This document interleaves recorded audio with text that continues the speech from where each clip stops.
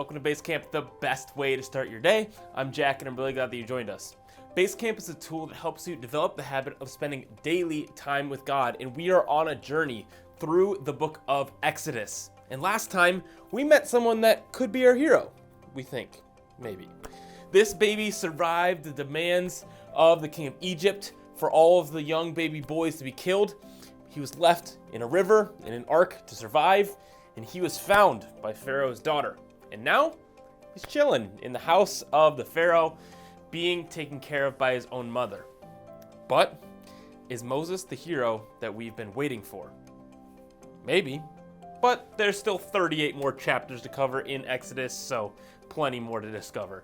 And just like always, we are going to open our Bibles to Exodus chapter 2. We're going to pick up right where we left off in chapter 2, so go ahead, read Exodus chapter 2, verses 11 and 12.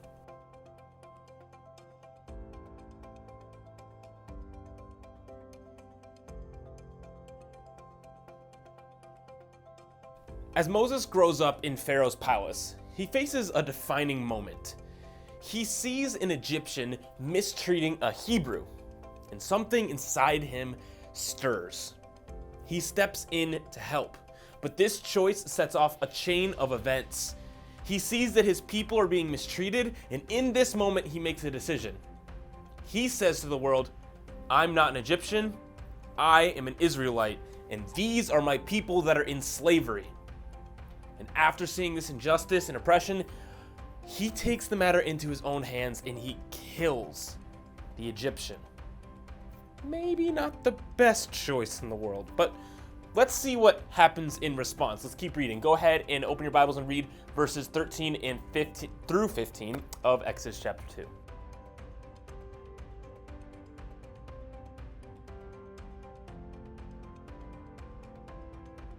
So Moses then has an interaction with the Hebrew people again, and he was not greeted the way he expected he would be greeted by them. They're like, well, who put you in charge, Moses? Are you gonna kill us just like you killed the other person?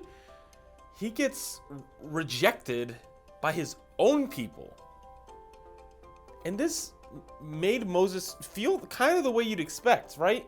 He thought he could be the hero, but his actions just led to trouble. He flees Egypt, leaving his life of privilege behind. Why? It's a great question. Well, first of all, because the verse says he's in danger of the Pharaoh killing him, right? I'm sure the Pharaoh's mad that he killed somebody. But also, and as we'll see later, his people don't see him as their hero. We're going to continue on, so go ahead and read Exodus chapter 2, verses 16 through 22.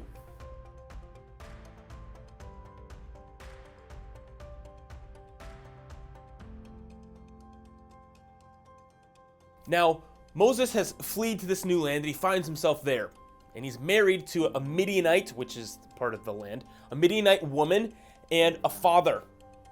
And he names his son Gershom, which means and signifies that he's a sojourner of a foreign land. Sojourner just means visitor. It seems like Moses has kind of given up on being the hero that Israel needs. He ran away, and he found a new home. But don't lose hope. Even when things seem bleak, things seem bad, God is working behind the scenes. So let's go ahead and finish out reading chapter 2 by reading verses 23 through 25.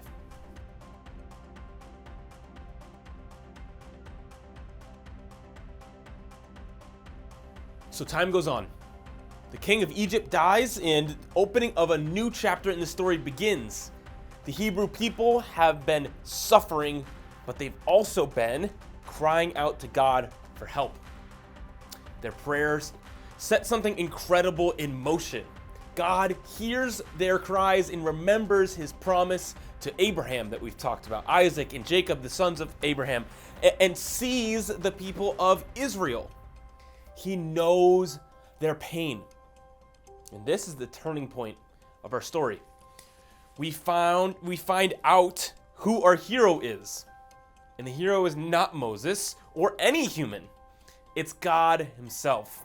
the people's faith and prayers become a powerful force, and God begins to act. He is the true hero who keeps his promises. So what can we learn from this amazing story so far in Exodus? Well, sometimes we try to be the hero in our own lives.